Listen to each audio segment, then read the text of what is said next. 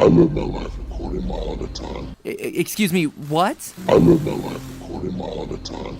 I'm sorry, I really can't understand what you're trying to say. I live my life a quarter mile at a time. Maybe try clearing your throat? Perhaps a lozenge.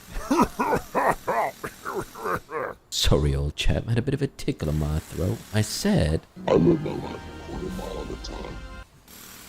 Yeah, I might want to take this back. Just doesn't work the same way without it. Hello, Internet! Welcome to Film Theory, a show that would live its life a quarter theory at a time, but that would make for some really disappointing videos. In 2001, the world was introduced to a little movie that could, named The Fast and the Furious. At the time, it was just this unassuming tale of an undercover cop trying to bust a ring of DVD thieves. Nothing all too special, right? But it thrilled audiences enough with its fast racing, furious fighting, and love of Corona beer.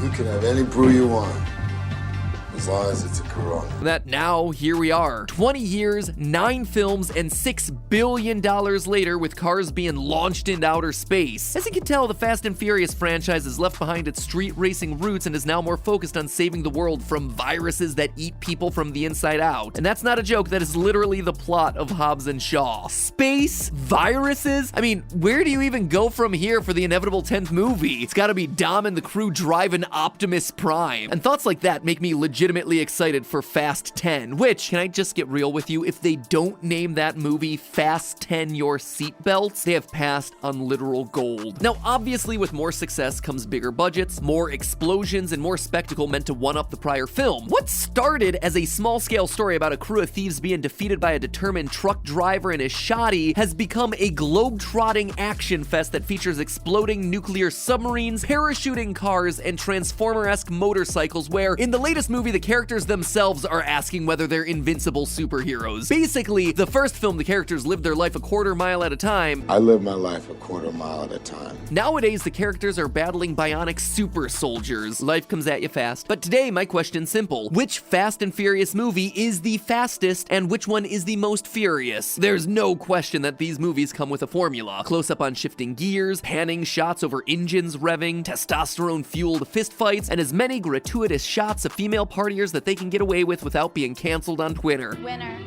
gets me. It is almost contractually mandated at this point for each script to contain no less than 10 drops of the word NOS. I need NOS. I need NOS. But what I want to learn today is whether it's better for these movies to be fast or furious. Is the Fast franchise better off for leaving behind the car-centered plot lines and focusing more on saving the world, or does leaning into the furious fights yield bigger box office takeaways? Well, we looked at all the data and the results weren't what we expected. Who knows, maybe these movies do have something to teach us after all.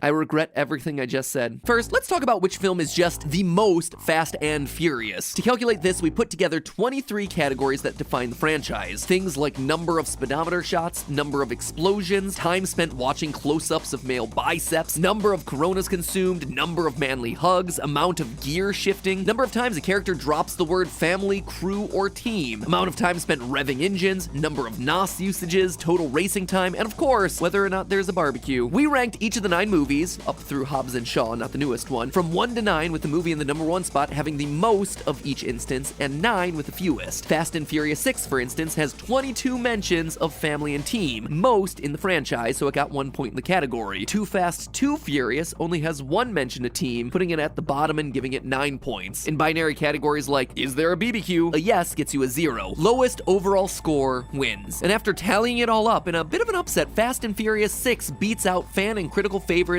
Fast 5 and Furious 7 to be crowned as the most Fast and Furious. Why? Well, it's kind of the perfect middle point of the franchise. It, more than any other movie, balances the old school elements like racing and Corona-filled barbecues with newer elements like huge explosions and global stakes. Street kid.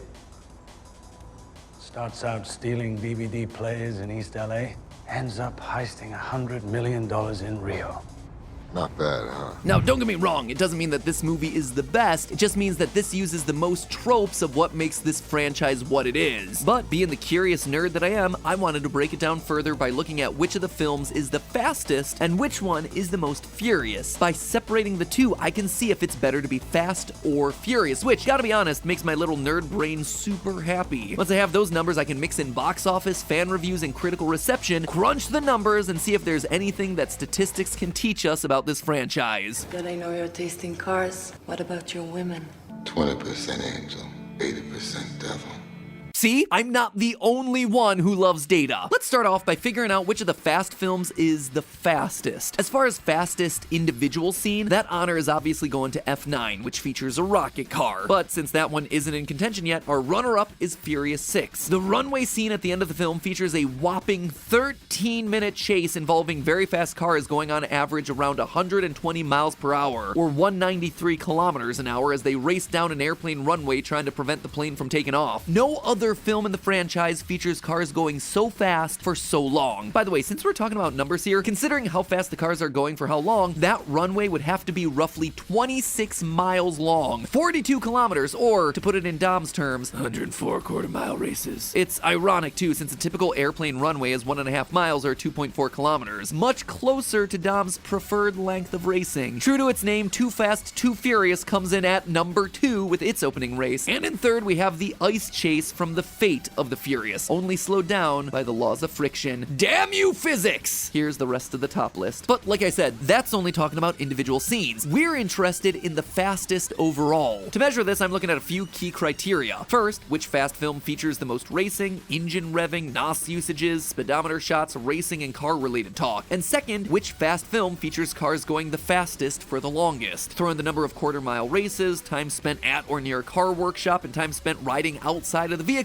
and you've got yourself one fast movie. Tallying up all the scores, our fastest film is Too Fast, Too Furious, followed closely by the third movie, Tokyo Drift, then the fourth, and finally the original. Here's the complete rankings on screen, but you'll notice that the first 4 films also make up the top 4 slots here. And not only are they fast, but they are significantly faster. The first 4 films in total feature over 41 minutes of racing, and an additional 40 minutes of talking about racing. The next 5 only feature a little over 5 minutes of actual racing and around 10 minutes of talking about racing. Consider this, Tokyo Drift features almost 3 times more racing than Fast 5 through 8 and Hobbs and Shaw combined. 15 minutes and 10 seconds versus a total of 5 minutes across 5 movies. For a franchise that has fast in the name and was built on car chases and races, the series has decidedly slowed down. And that's not all. The other interesting trend in all this is that the first 4 movies all have tomato meter scores that are rotten, which immediately changes at Fast 5, where the racing takes a, wait for it, a back seat. I hate myself. I am so sorry. Honestly, it's not even close. The average approval ranking of the first 4 movies is 39%. It's an average of 72% for the other 5. Those first 4 also happen to be the lowest grossing. Adjusting for inflation, the first 4 rake in $722 million in the US. The next 5 double it at $1.3 billion. And worldwide, the difference is even more clear. 1 through 4, $1.4 billion. 5 through Hobbs and Shaw, $5.3 billion. That is $1 billion per movie as opposed to $250 million per. Now, to be fair, those earlier movies came first, so they were paving the way for the future blockbusters, but still, it is very clear that as fastness went down, ratings and box office earnings went up. Instead of F9's subtitle being the Fast Saga, maybe a better name for it would have been the Furious Saga. But to truly know for sure, we have to look at the other half of this equation and the other half of the franchise title, at least when they feel like including it. Which movie is the most furious? So how do you measure fury?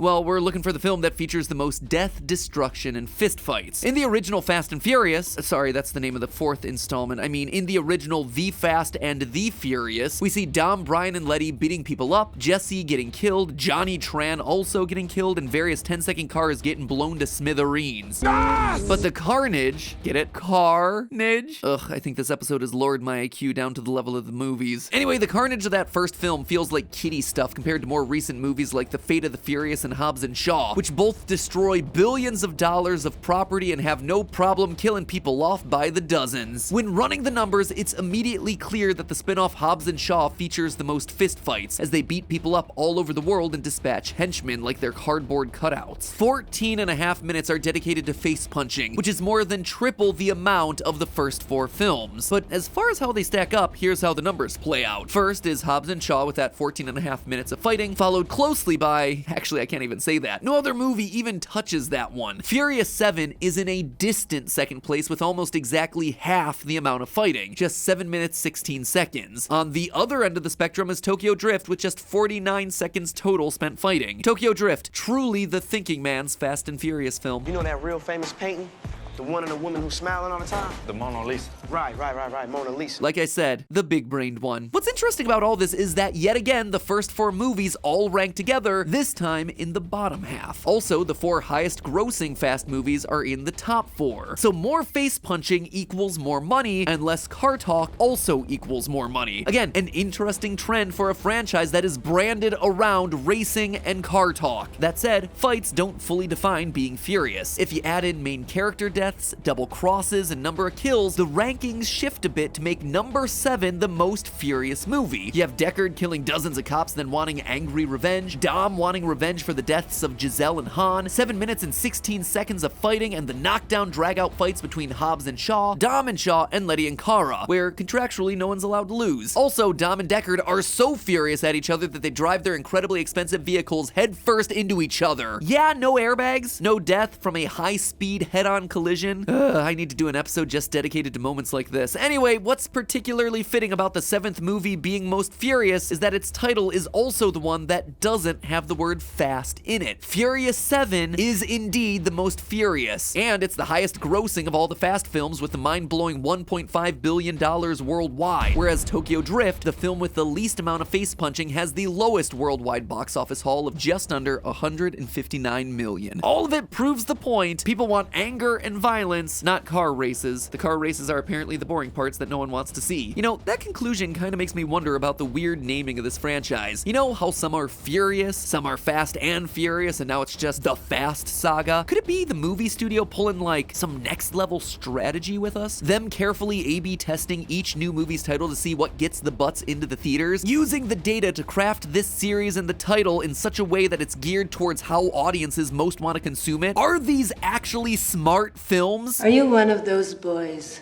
who prefers cars to women?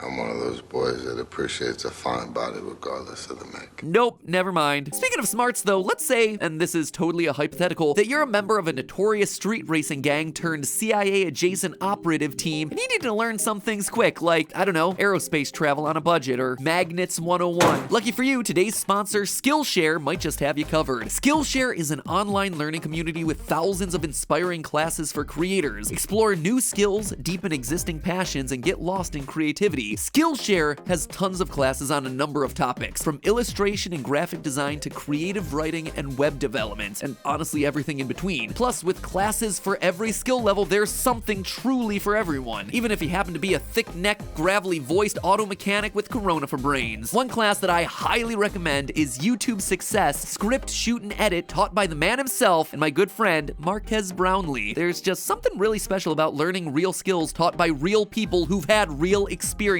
in their industry. Plus, as a fellow creator, it's so cool to get a peek behind other people's creative processes. There is literally always something new to learn, and getting a fresh perspective is exactly what I need when I feel stuck or need a source of inspiration. And the best part of all, there's no ads. Skillshare genuinely cares about creating an environment conducive to learning, which means no interruptions, just pure, unadulterated edutainment. Skillshare has also been nice enough to give us a special offer to give back to you, the Theorist community. The first 1,000 of my subscribers to click the link in the description below will get themselves a 1-month free trial of unlimited learning. So visit the link in the description, get started today, and honestly, start building a new hobby or start training for a new skill that'll help you out there in the real professional world. You owe it to yourself to give that 1-month free trial a shot. So thanks again to Skillshare for sponsoring today's video, and thank you for watching, and as always, remember, it's all just a theory. A film theory. And cut.